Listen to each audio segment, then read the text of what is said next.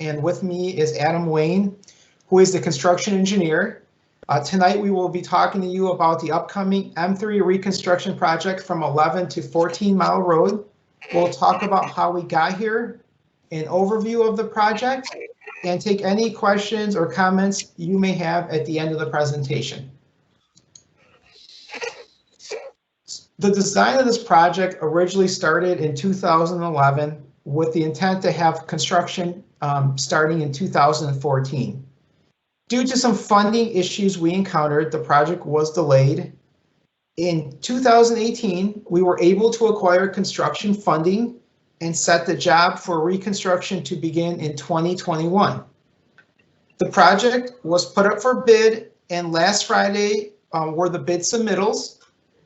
The low bid was received and currently being reviewed in order to be awarded soon. This project will cost over $60 million.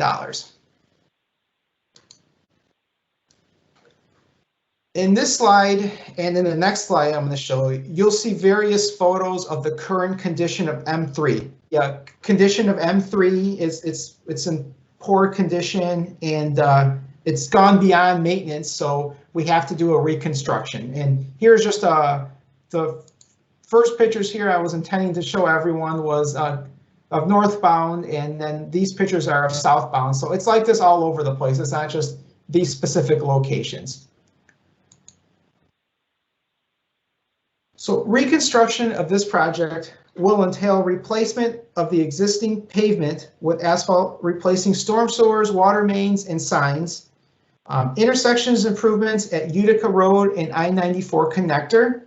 We're going to modernize the traffic signals at the intersections, make sure all sidewalks and ramps are ADA compliant.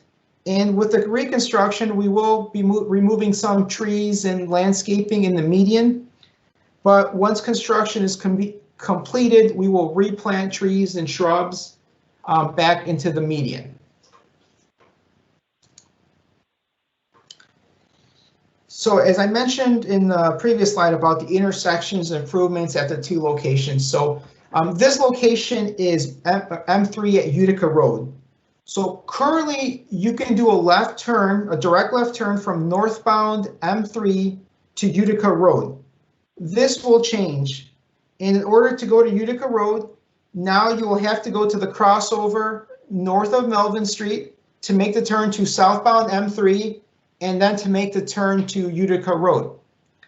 On the slide, you can see in red or pink, whatever way you interpret these colors, these are going to be the crossovers that are going to be closed permanently.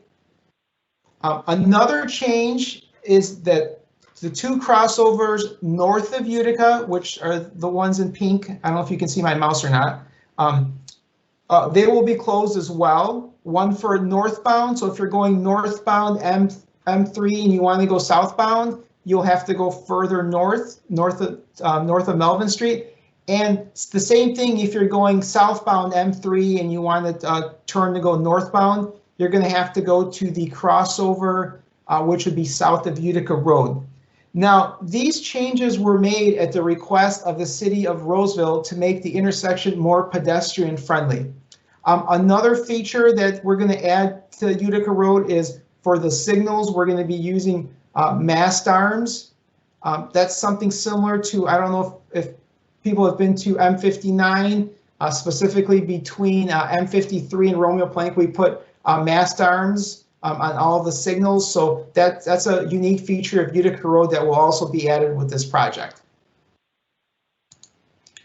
Another intersection improvement will be at M3 and I-94 connector. Currently, when you're exiting I-94, you have to merge right as soon as you enter because of the existing northbound traffic. Cutting across to go to, for example, if you want to cut across to go to southbound M3, it can be very difficult with the oncoming traffic. In this project, we will change this so when you're exiting I-94, there will be a signalized intersection, making it safer for everyone. So when you're coming off I-94, it'll be a lot easier if you want to go over to southbound M3 and utilize the crossover.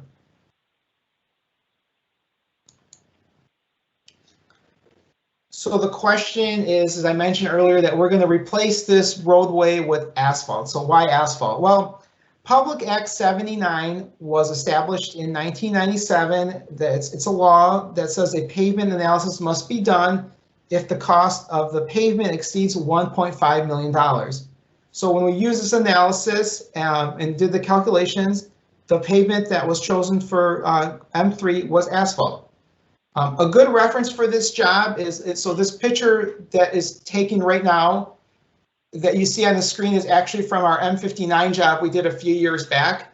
So this is so you'll have something similar. You'll have asphalt roadway like M59. And one of the big advantages of using asphalt is that once the surface starts to deteriorate, we can mill off 1.5 inches of the surface layer, and which can be done during off-peak hours, and every time we do that, it's the road condition or the surface will the quality of the surface will improve dramatically. So now I will hand it off to Adam Wayne, and he will get more in depth with the construction.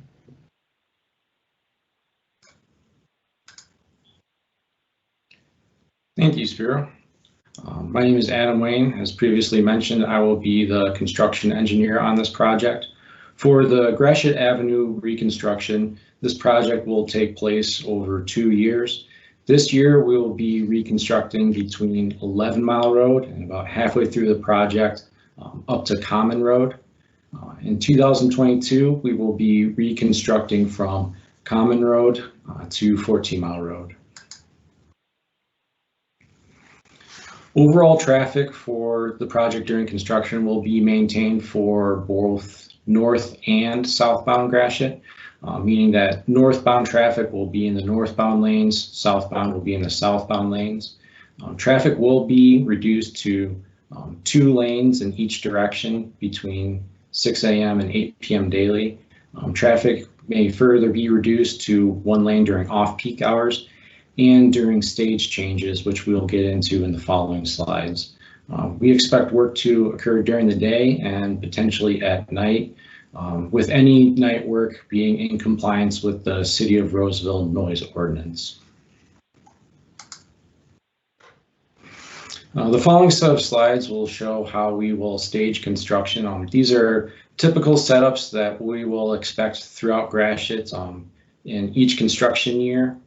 In this slide, you see that work is expected to begin on the inside lanes as the contractor removes any median trees. They'll be constructing temporary pavement for traffic to drive on in future stages. So as we go into construction, motorists can expect to be driving in the center and right lanes. As we shift during construction to stage 2, traffic will be on the newly constructed temporary pavement and center lane as the contractor builds the outside lanes, reconstructs the storm sewer, and coordinates construction with driveways and sidewalk ramps. In stage 3, we place traffic on the newly reconstructed outside lanes while the contractor removes the temporary pavement and constructs the inside lanes. Traffic will be returned to the full 3 and 4 lane configurations throughout the corridor after the final layer of asphalt is placed and stage 3 is complete. Importantly, during all phases of the project, we will be maintaining business and pedestrian access. We will be utilizing pedestrian detours where we have to close crosswalks during reconstruction. Our contract does include temporary bus stops, which we will further coordinate between the contractor and SMART in order to maintain service. And for the driveway construction of the project, we will be maintaining access in and out of all of the businesses and properties during construction, regardless of stage. So even when traffic is in the inside lanes, you'll be able to navigate the corridor and get to those driveways. What to expect during driveway construction will be if there's one driveway per property, that driveway will be rebuilt half at a time so that you still are able to drive in and out of the business. If a property has two driveways that have in and out access, we'll work with the property owner to close one driveway at a time. And as we progress through this project, we are expecting to start construction in the beginning of March. So we will be posting updates through our project website, movingmacomb.org. You can also see updates for the project on our various social media channels. If you would like to contact the project team directly, you can email us right now at m.movingmacomb@michigan.gov. And we are in the final steps of securing our project phone line, which will be 586-598-9532. We'll have that up and running in the next 2 weeks. So if there are further questions, you can reach us by either email, phone, or the various social media channels. And all of this information can be found once we complete our project website. And with that, it wraps up our presentation. Again, we apologize for the technical difficulties, and we can open up to questions. And we have Edward Wang, one of our staff engineers, with us today to assist with moderating. All right, thank you, Adam. I think how we're going to handle the questions today is basically we're going to try to answer all the questions that come in through the text chat, and then after that, we can go ahead and answer any questions that are asked for, via voice chat. If you just want to raise your hand, we can go ahead and answer those. So yeah, let's get right into it and begin. The first question we got in the chat here from Tom, we got, what was the public act mentioned regarding the Asphalt Paving Act 79 of? I guess kind of clarifying that Act 79 of asphalt paving. I'm not sure if I understand that question. Okay, so so I'm looking at the question. The question is, what was a public act mentioned regarding the asphalt? So the Public Act 79, I can get you more details. It was established in 1997. I can get you more details on the exact act, the exact numbering to the act. Is that what your question is, Mr. Bruff? Yeah, I just wondered what you said. What year was it that you had? 1979 or 97? I mean, 97. 1997. Okay. Yeah, I'm just curious. I don't think I've heard that before, so I was just going to look it up. Okay. Yep. Okay. That seems like the only question to chat so far. If anyone else attending wants to ask a question, go ahead, raise your hand, or that way we don't over talk over each other. D. Duggar here with a question. Yep, go ahead. Yes, the northbound change at Utica Road. I trust a good traffic study has been done because very often during peak periods, the northbound left turn lane, since a few years ago they decreased that to one lane rather than two, that will back up and spill over to blocking a lane of northbound Gratiot of motorists trying to go north on Utica Road.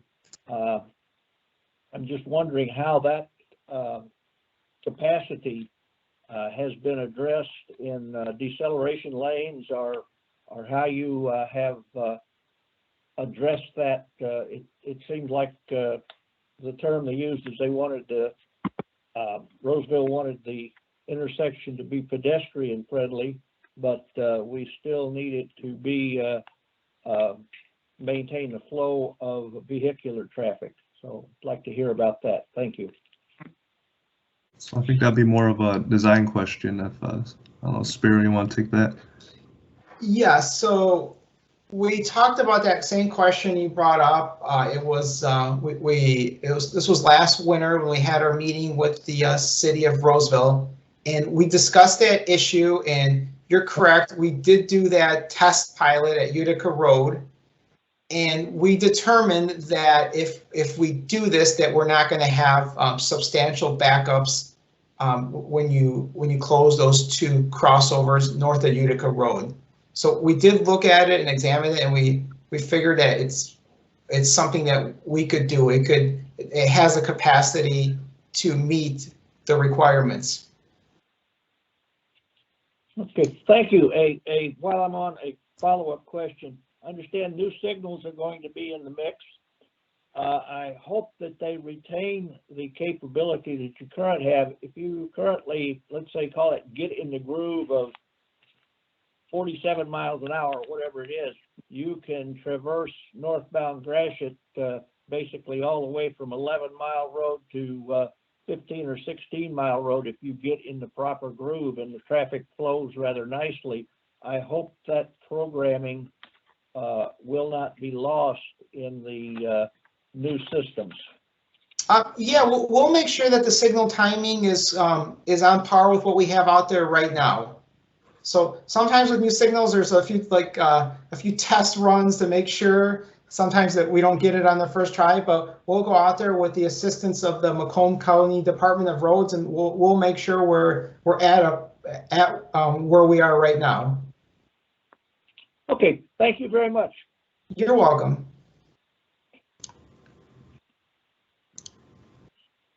Okay, so we got another question here coming in for the chat from Howard here. We have, will all side streets be accessible during construction? Will I be able to enter and exit on the same side of the street? So I think, Adam? We may have some of the side streets closed during various stages of construction. We will have detours set up for signalized intersections. For the side streets, we have temporary access maintained if you cannot access the adjacent area by other means. But that's something that we will be working with our contractor once we have them on board to establish a process to ensure that if there are businesses and properties in the area that we can maintain access, but there may be some detours involved. Okay, thank you, Adam.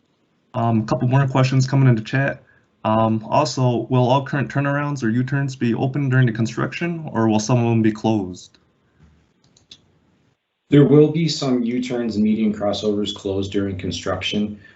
Our current contract has it set up to where you cannot close consecutive turnarounds. So if you're going northbound, you will not be able to close 2 northbound turnarounds in a row. So there'll be every other. So there may be additional travel time involved to reach a turnaround, but you will be able to go from northbound to southbound Gratiot throughout the corridor.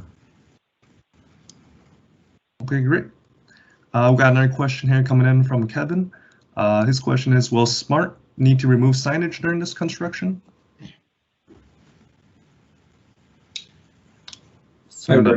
Yeah. This is Adam Wayne. Apologize for not previously introducing myself in responses earlier, but we will coordinate with SMART to address signage during construction. Kevin, I will be reaching out to you shortly now that we've in the process of awarding construction so we can coordinate these issues. All right, great. Looks like that's all the questions we have so far coming in for the chat. If anyone wants to ask a question for the voice chat, feel free to raise your hand. I don't see any hands raised right now. Yeah, I'm back here with another one for your voice chat, for your voice if no one else is waiting. Looks like, yeah, go ahead, and I'll get to you, Tom. I see your hand raised, Tom. We'll get to you after. I didn't see a option on the phone here. The last turnaround north of 11 Mile, if you are southbound on Gratiot, the very last turnaround that can currently be accessed if you are eastbound on Allen Street, which is the first street north of 11. If you're eastbound intersecting southbound Gratiot, you have ample room to cross over and make the turnaround to northbound Gratiot. They're just north of the service drive. Will that maintain the current configuration where that is a doable thing that you can cross from eastbound Allen Street cross the lanes of southbound and catch the turnaround for northbound? Is that going to maintain its current configuration?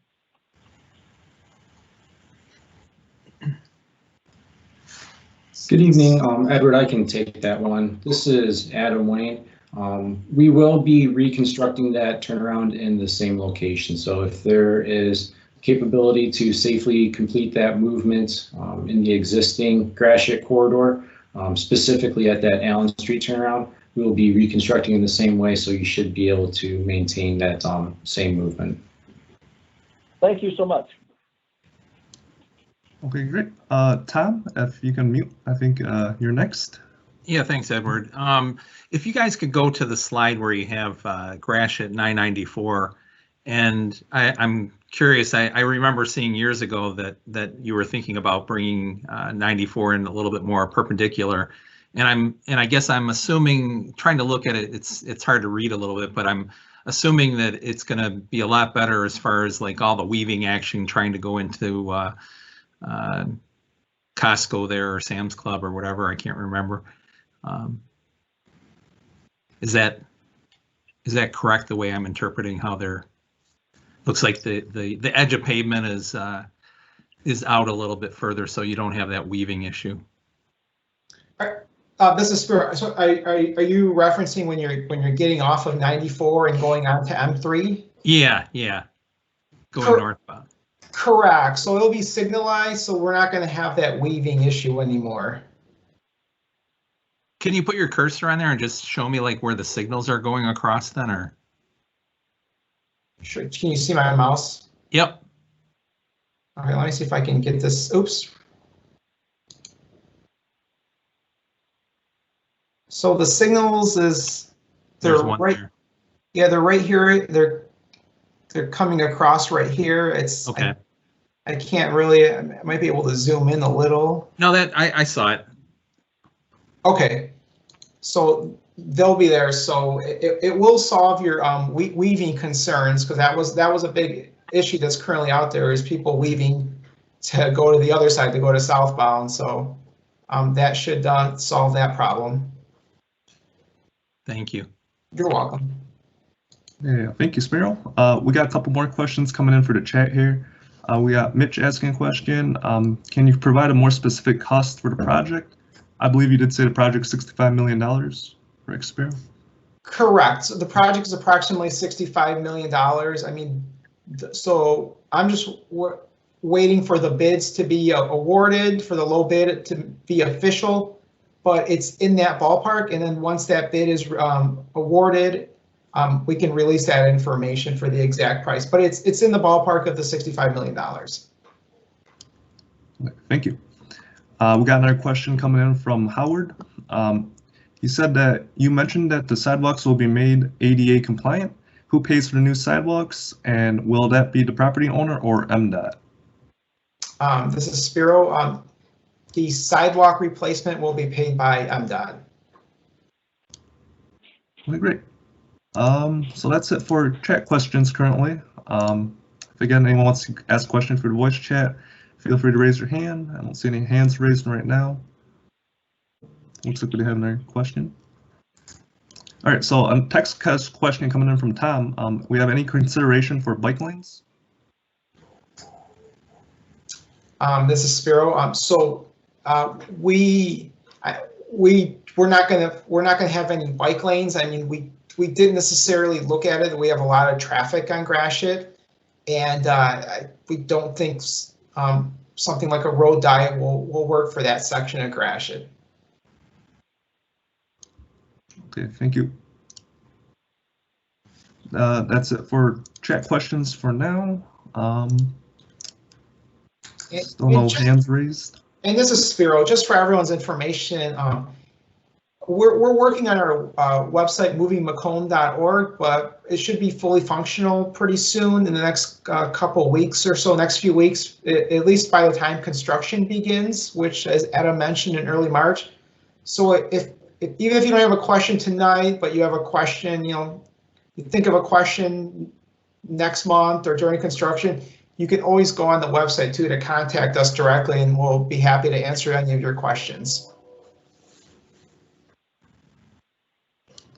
Yeah, and then we do also have our project email on that last slide, I believe, as well as a future phone number. Yep, and I can put that up on the screen. Okay, and another thing too for everyone that's here, we're also going to be doing a reconstruction project on M59 this year as well, and that's from Romeo Plank to I-94. And we are having a public meeting similar to this next Wednesday at the same time. So I'm just giving everyone a heads up, and also check the Moving Macomb website for information on the M59 project as well. Thanks, Meryl. Looks like we do have another chat question coming in from Ron. The question is, will the westbound I-94 entrance off northbound Gratiot be eliminated north of Masonic? I think it means, can you still enter westbound 94 from Gratiot? Yes. Yeah, so that ramp right there, yeah. Yes, you can. Okay, yeah, if there are no more questions, I guess we can go ahead and wrap it up. I'll pass it off to Adam Wayne, and we can go ahead and finish this up. I just want to take a brief moment to thank everyone who has joined us today, and once again apologize for the technical difficulties we've had. Also want to take a moment to thank Edward for moderating and helping assist our project team with these questions. We look forward to starting this project, and we will have additional information at those sources below. If there are any questions, please feel free to reach out to Monica through the email listed in the press release, and we can provide copies of this presentation and additional information to any additional questions that may come in. Thank you and good night.